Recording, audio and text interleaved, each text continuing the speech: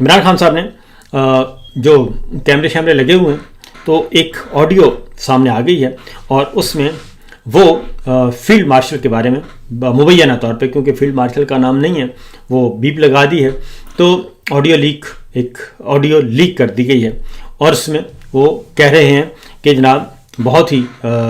जिसको भी कह रहे हैं कि वो बहुत ही बेगैरत हैं और मेरा बेगैरतों से वास्ता पड़ गया है, ये मुझे तोड़ना चाहते हैं लेकिन मैं इस तरीके से टूटूंगा नहीं बल्कि ये टूट जाएंगे। तो ये ख़ास तौर पे इस तरह की ऑडियोज़ जो हैं, तो मेरा ख्याल है कि ये ऑडियोज़ इसमें कोई ऐसी बात नहीं है, क्योंकि इस तरह की गुफ्तगू जो है वो ऑलरेडी अपना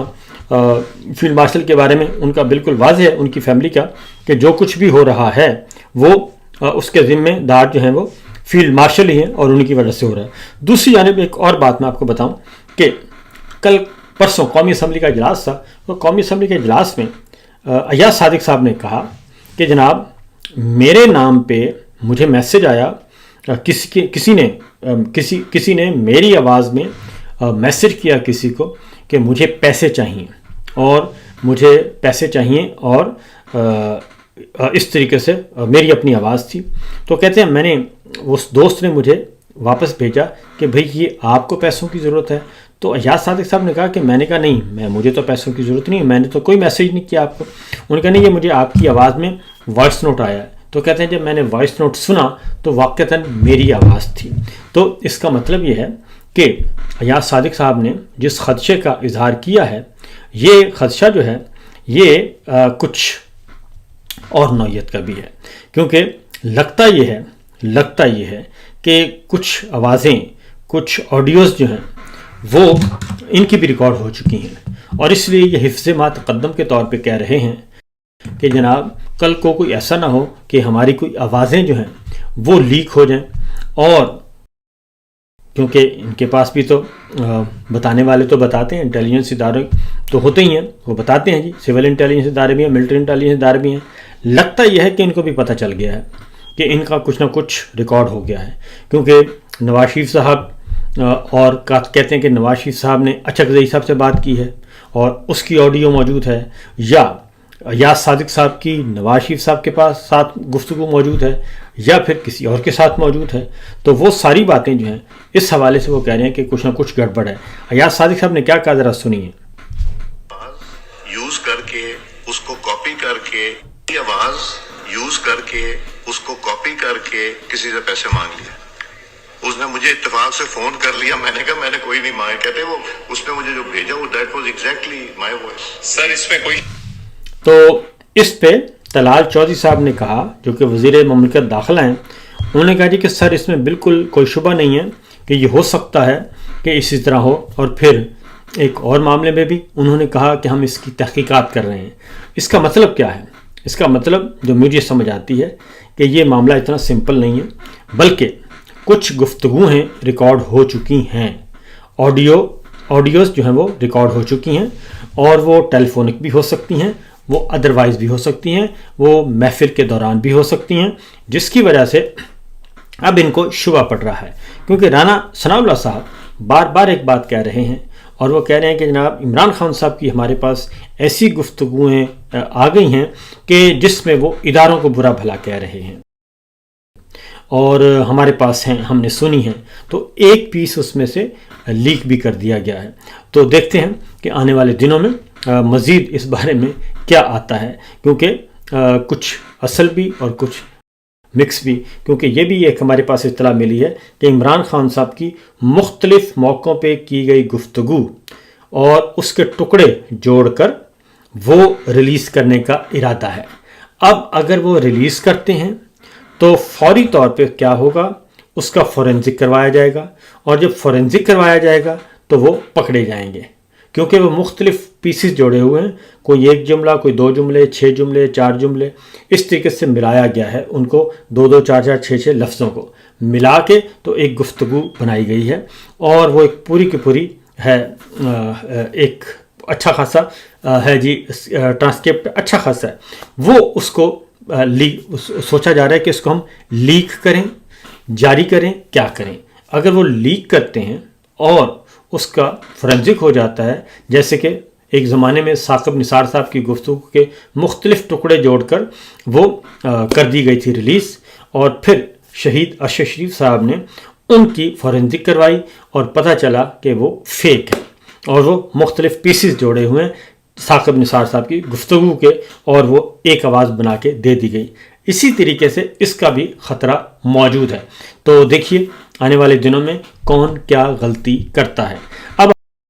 آتے ہیں ذرا ونڈر بوائے کی طرف، کیونکہ ونڈر بوائے کی جو ہے وہ بہت زیادہ مسئلہ بنا ہوا ہے کہ ونڈر بوائے کون ہوگا۔ تو ونڈر بوائے کا معاملہ یہ وہ کھل چکا ہے، اور اس کے لیے ایوان صدر میں ایک تقریب ہوئی، اور ایوان صدر میں جو تقریب ہوئی ہے اس میں کچھ ڈپلومیٹس بھی تھے اور کچھ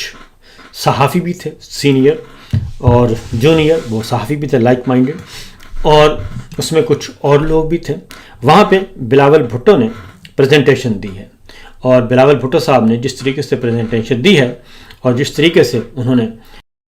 پاکستان کی مجموعی صورتحال کے بارے میں بات کی ہے، ایسے لگ رہا تھا، جو واقفان حال ہیں جو وہاں موجود تھے وہ کہتے ہیں کہ ایسے لگ رہا تھا کہ جیسے بلاول بھٹو جو ہیں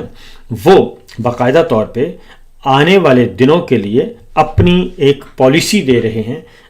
کہ ان کی گورنمنٹ کی پالیسی کیا ہوگی، یا ان کا ویژن معیشت کے بارے میں کیا ہے، سیکورٹی کے بارے میں کیا ہے، ریجن کے بارے میں کیا ہے۔ اور بلاول بھٹو صاحب نے مکمل طور پر ایک پورا وہاں پہ ایک مفصل بریف کیا، اور اس کو اپریشیٹ کیا گیا، اور جس کے بعد اور پھر بھی ویسے بھی ان کی باڈی لینگویج بھی وہ ایسی ہی تھی کہ جیسے وہ کوئی ان کو اہم ذمہ داری دی جا رہی ہے یا ان کی نیٹ پریکٹس کروائی جا رہی ہے۔ تو ایسے وقت میں کہ جب آل شریف جو ہے وہ ایک نوجوان کی شادی کی تقریب میں مصروف ہیں، اور ان کی شادی کے جو چرچے ہیں، تصویریں ہیں، سب کے سب وہ تصویریں اور اس تقریبات کی جتنی بھی ویڈیوز ہیں وہ منظر عام پہ آ چکی ہیں، اور ان پر مختلف قسم کے تبصرے بھی ہو رہے ہیں، اور کوئی لباس پہ کر رہا ہے، کوئی پریزنٹیشن پہ کر رہا ہے، کوئی میک اپ پہ کر رہا ہے، کوئی مختلف قسم کی جو سرجریز کروائی گئی ہیں اس پہ کر رہا ہے، مختلف تبصرے ہو رہے ہیں۔ تو خیر یہ ان کا ایک نجی معاملہ ہے اور ایک شادی کی تقریب ہے، اور اس لیے کیونکہ وہ پبلک فگر ہیں، اور اس لیے تمام کے تمام جو ہے سوشل میڈیا، ڈیجیٹل میڈیا پہ ہر کوئی اپنے اپنے انداز میں گفتگو کر رہا ہے۔ تو ایک وقت میں جب آل شریف اپنے نوجوان اور نواز شریف صاحب اپنی تیسری نسل کے کی شادی میں کی تقریبات انجوائے کر رہے ہیں، عین اسی وقت ایوان صدر میں یہ تقریب ہوئی ہے، اور ایوان صدر میں جناب آصف علی زرداری صاحب کی موجودگی میں ان کے برخوردار کی لانچنگ ہوئی ہے، ری لانچنگ ہوئی ہے۔ تو دیکھیے اس کا نتیجہ کیا نکلے گا۔ اب آتے ہیں جی اگلی خبر، کیونکہ اطلاعات یہ آ رہی ہیں کہ